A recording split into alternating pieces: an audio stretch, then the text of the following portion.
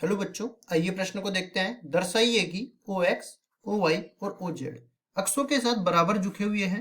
सदिश की दिक् कोसाइन या दिक् कोजय जो होती है वो प्लस माइनस 1/√3 1/√3 1/√3 इससे व्यक्त की जाती है। प्रश्न को हल करने से पहले इसकी मुख्य अवधारणा के बारे में चर्चा कर लेते हैं।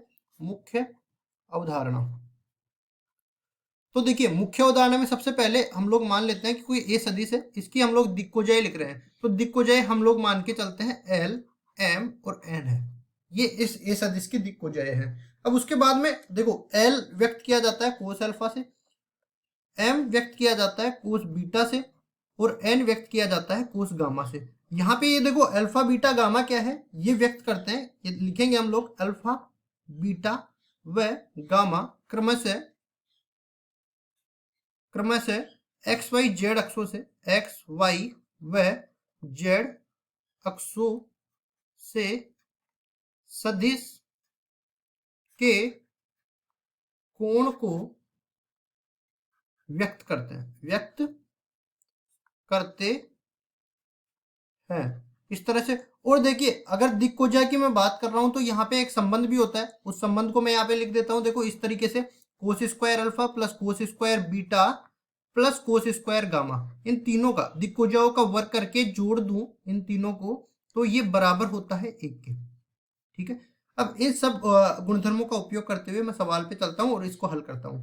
सबसे पहले बोला है कि ये जो सदिश है ना, ये सदिश इस तरह से व्यक्त है। पहले तो मैं त्रिविम में एक सदिश को व्यक्त कर देता हूं। देखो मान लो ये वाई अक्ष है, ये एक्स अक्ष है और ये जेड अक्ष है।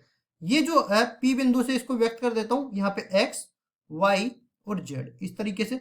अब ये देखो जैसे जैसे मैं मिलाता जाऊंगा इसको मूल बिंदु से, ये अपने हर एक निर्देशांक एक सदिश को व्यक्त करेगा।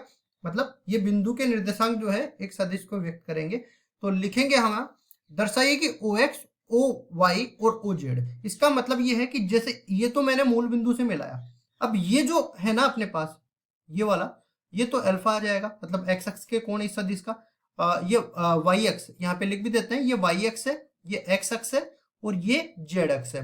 ये वाला कोण बीटा के बराबर होगा और ये इसको जब मैं इससे मिला देता हूं तो जेड अक्ष के साथ जो कोण बन रहा है सदिश का वो गामा के बराबर होने वाला है। अब देखो ये बोला है कि वो जो बिंदु है ना वो तीनों अक्षों से समान कोण बना रहा है। इसका मतलब ये है कि अल्फा बराबर में बीटा बराबर में गामा।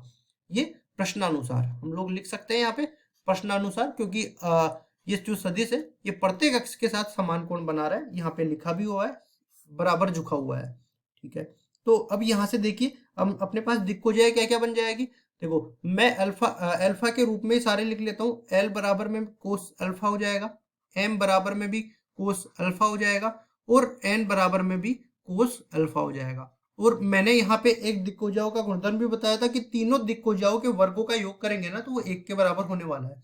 तो यहाँ से हल करते हैं। देखिए वर्ग करके जोड़ते हैं, कोस square alpha plus cos square alpha plus cos square alpha, ये बराबर हो जाएगा 1 के। तो जुड़ जाएगा ये 3 कोस स्क्वायर अल्फा बच जाएगा, बराबर हो जाएगा 1 के। तो यहाँ से कोस स्क्वायर अल्फा का मान 1/3 के बराबर हो जाएगा और वर्गमूल लेंगे तो कोस अल्फा का मान प्लस माइनस के साथ 1/√3 आएगा, क्योंकि दिक्कोजय प्लस भी हो सकती है माइनस भी हो सकती है। यहाँ पे लिखेंगे, देखिए ये एल के बराबर भी होगा, ये एम के बराबर भी होगा और ये एन के बराबर भी होगा। तो जो सदिश की दिक्कोजय मैंने एल एम एन से व्यक्त करी थी यहाँ पे, ये बराबर हो जाएगी। देखिए ये बराबर हो जाएगी इधर प्लस माइनस 1/√3 और प्लस माइनस 1/√3 और प्लस माइनस 1/√3, ये अपने पास दिक्कोजय आ जाएगी। और यहाँ पे देखो सवाल में भी हमें प्लस माइनस सारा जो है उपनिष ले लिया और अंदर हो गया 1/√3 1/√3 1/√3। इस तरह से ये सारी दिक्कोजय हमने निकाल के दिखा दी और यही हमें सिद्ध करना था। तो उत्तर हो गया अपने पास।